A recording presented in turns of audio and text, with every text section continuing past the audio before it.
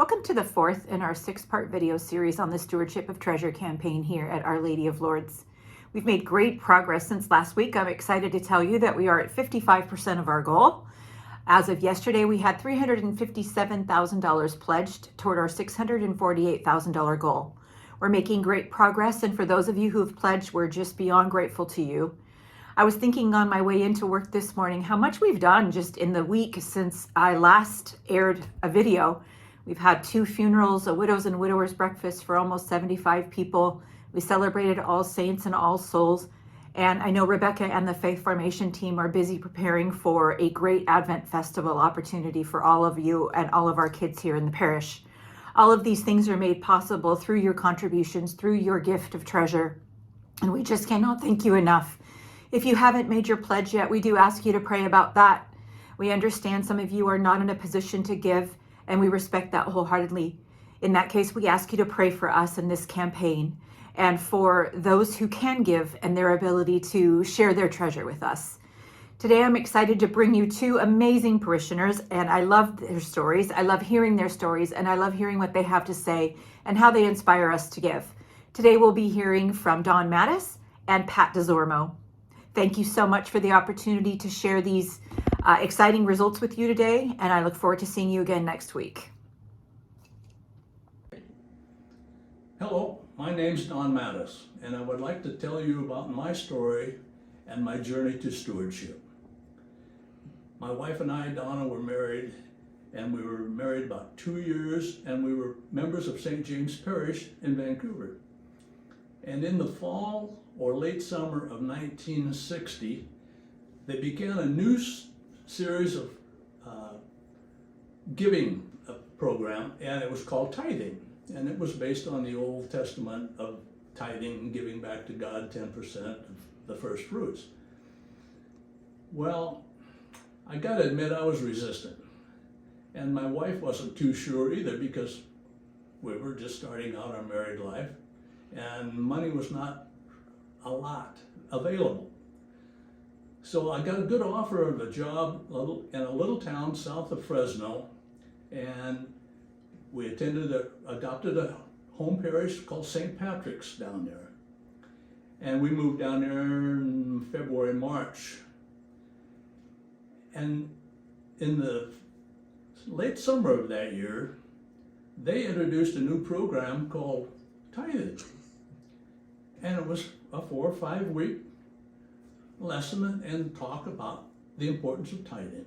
And tithing is where you give back 10% to God, but this program was, you kept about 5% as you donated 5 to 6% to the church, and then the other 4 or 5% you supported your other charities.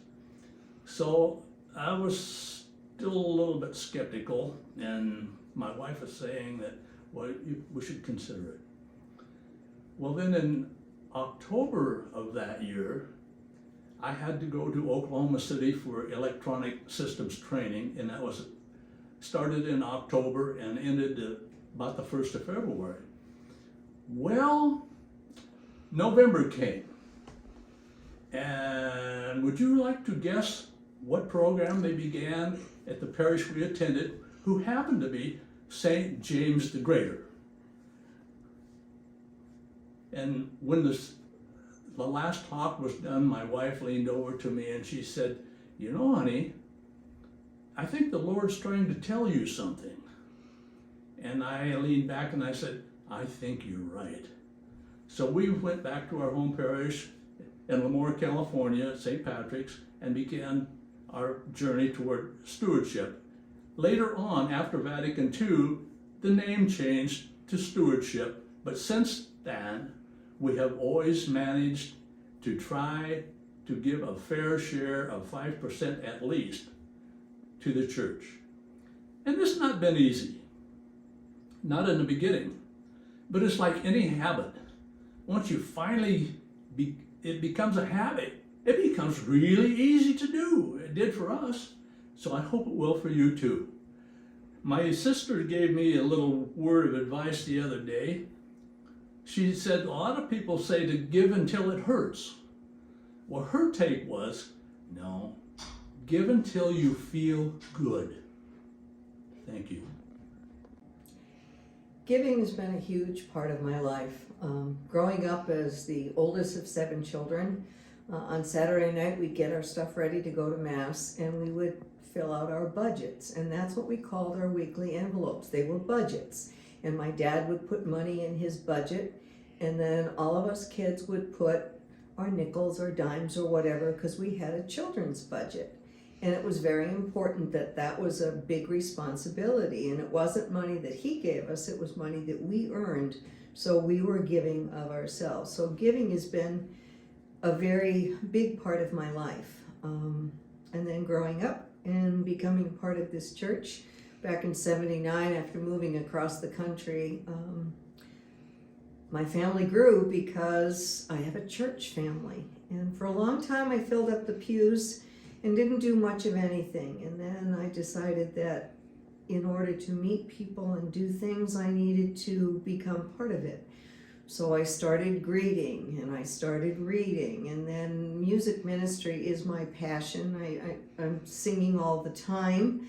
That's talent, I guess. I look at it as time, but it's also my time to worship. I've become part of the Bible study, which I absolutely love. I have grown, and I have so many spiritual sisters that it's just an awesome program. And what else? Let's see, I help out in the office as needed. Pretty much now that I'm retired, I try to give of my time because my funds are limited. But I still do budget and fill out my budget so that I can pay for the things of the church.